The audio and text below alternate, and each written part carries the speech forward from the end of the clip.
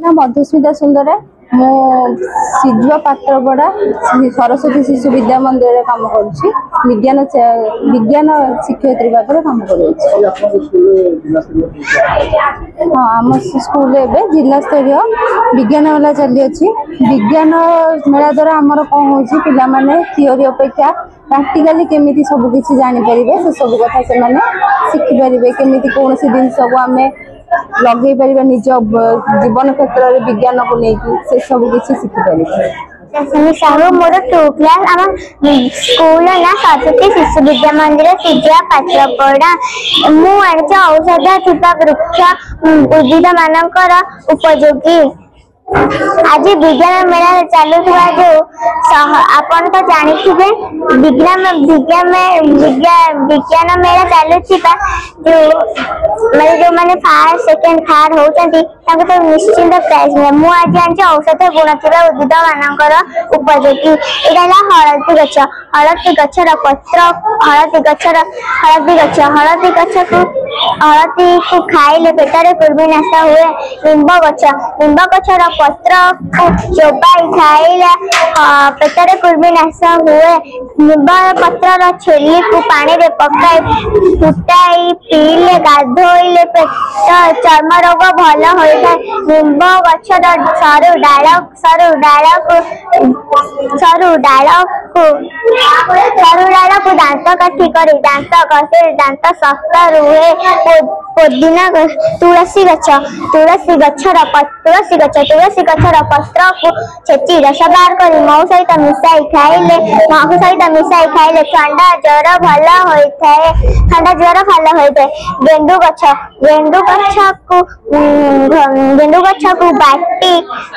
गछ को बाटी कंटा घाए लगे कंटा घा भल होता है बेल गछर पत्र को खाली पेटरे सकाळु खाली पेटरे चोबाई खाइले गैस समस्या दूर होता है घी कुआरी नाल को मुहरे लगाइले व्रण भल होता है मुह परिष्कार देखा जाए पुदीना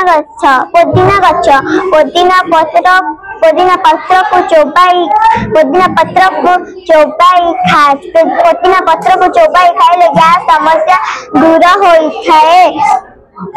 रीता महापात्र आम सरस्वती शिशु विद्या मंदिर सिजुआर प्रधान शिक्षिका मैडम आज आमर यहाँ जिला स्तरीय विज्ञान मेला शिक्षा विकास संस्थान तरफ प्राय 150 प्रकल्प पिला माने आनी भल भल प्रोजेक्ट 150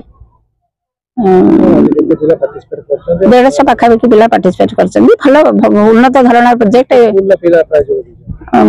30 पाखापाखि भुवनेश्वर महानगर निगम 30टा स्कूल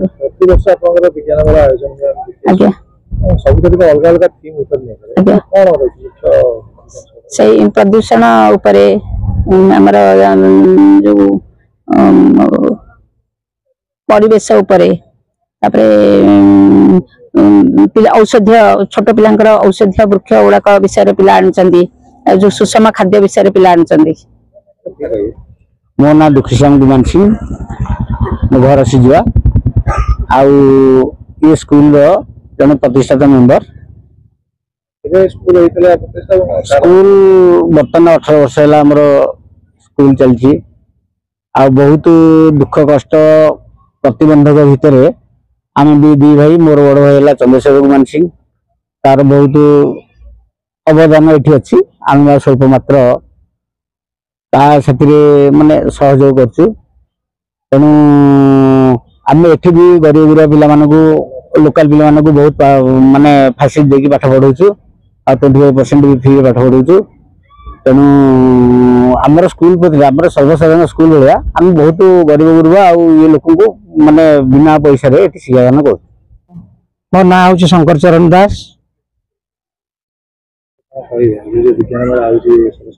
ये विज्ञान मेला तो हमारे प्रति वर्ष होती किसी व्यतिक्रम होनी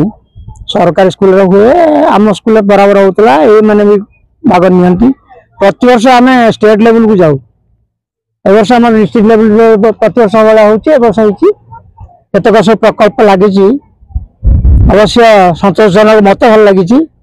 छोट पिला जो मेंटर मैंने देखी सरकारी स्कूल डिफरेंट ना देखुची एठी पिला बहुत परिवर्तनशील होती। मो ना है साई श्रद्धा साहू मु सप्तम श्रेणी पढ़ुची